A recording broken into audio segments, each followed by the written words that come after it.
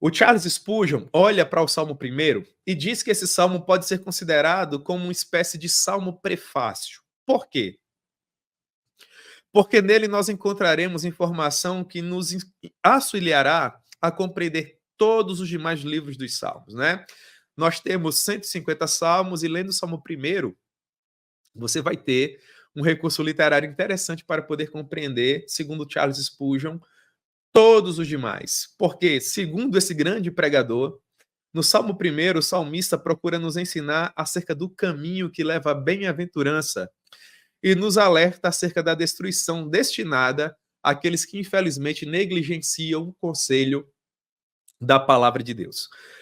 Portanto, aqui nós temos dois grandes teólogos falando a respeito da importância desse texto que nós acabamos de ler e como esse texto pode nos abençoar. O Salmo 1 é um salmo que, infelizmente, nós não sabemos quem o escreveu, nós também não sabemos com precisão em que momento da história ele foi escrito, mas é uma das orações mais belas de todo o saltério e seguramente, junto com o Salmo 23, junto com o Salmo 91, é uma das passagens desse belo livro das mais conhecidas, tá bom? Então, seguramente é um livro, ou melhor, é um capítulo que pode te ajudar e te ajudar em muito. Pois bem, dando ouvidos à sabedoria. Dando ouvidos à sabedoria. Eu gostaria de destacar esse ponto nesse primeiro momento. Deus requer, meus irmãos, um determinado comportamento daqueles que o servem. Em várias passagens das Sagradas Escrituras, nós ouvimos o Senhor advertindo o seu povo. Por exemplo, em Efésios, capítulo 4, verso 1, nós temos assim: rogo-vos que andeis de modo digno da vocação a que foste chamados. Com estas palavras, o Senhor está nos dizendo que, à medida que nós desenvolvemos a nossa fé, nós devemos dar provas de que as antigas práticas que nos acompanhavam estão sendo substituídas por novas práticas que glorificam a Deus. Portanto, o apóstolo Paulo nos diz que nós devemos andar de modo digno da vocação a que nós temos. Nós devemos andar de modo digno do conhecimento bíblico que temos, do período, do tempo de evangelho que nós temos. Em outras palavras, se você caminha de acordo com as Sagradas Escrituras há um ano, se você compreendeu a mensagem da cruz ensanguentada de Jesus Cristo há 2 anos, há 4 anos, há 10 anos, por óbvio que você precisa se comportar à luz do tempo e do conhecimento que você tem. É isso que Paulo está dizendo. À medida que nós vamos desenvolvendo a nossa fé, à medida que nós vamos nos tornando pessoas mais maduras na graça e no conhecimento do Senhor Jesus, é óbvio que nós precisamos ter um comportamento à altura. Portanto, à medida que nós desenvolvemos a nossa fé, nós devemos dar provas de que as antigas práticas que nos acompanhavam estão sendo literalmente abandonadas. Nós estamos no processo que chamamos de santificação. Estamos nos tornando pessoas melhores para a glória de Deus.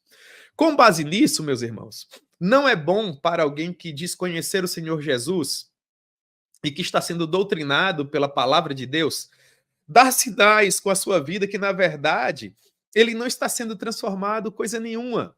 Ora, se eu me digo cristão, se eu me arrogo cristão, se há alguns anos eu tenho caminhado dentro da comunidade de fé em uma igreja genuinamente cristã, mas a minha vida não condiz, a minha vida não se coaduna, ela não se amealha com essa realidade que eu tenho expressado com os meus lábios, então, notadamente, eu não estou vivendo essa transformação de forma alguma.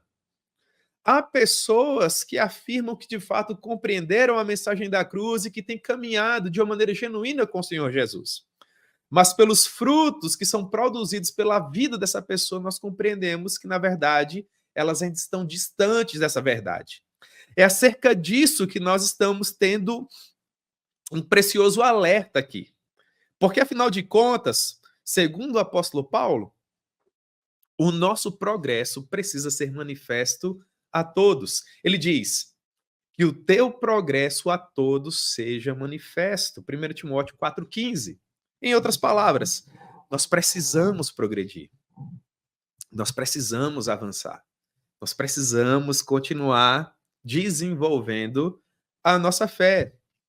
Logo, é por conta deste dever que nós temos de crescer na graça e no conhecimento do Senhor e de nos separarmos do pecado, das antigas práticas que não servem para a maior glória de Deus, que as palavras do Salmo 1 são tão importantes, importantes para a nossa vida, importantes para aquilo que Deus tem nos confiado, importantes para as demais pessoas que convivem conosco.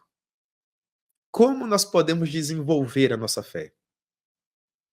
Como nós podemos crescer na graça e no conhecimento?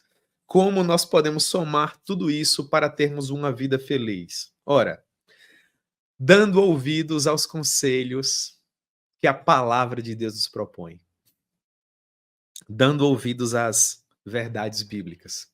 E parte dessas verdades que podem nos ajudar a ter uma vida muito, mas muito feliz, nós encontramos aqui no Salmo 1. Olá, se você chegou até aqui, eu tenho um pedido especial para fazer. Esse recorte que você assistiu é do nosso devocional diário, que acontece aqui no YouTube, em nosso canal da Consciência Cristã, todos os dias, às 7 horas da manhã. Temos um encontro marcado, onde refletiremos sobre uma passagem das Escrituras e intercederemos uns pelos outros. Venha fazer parte dessa família que tem crescido a cada dia mais.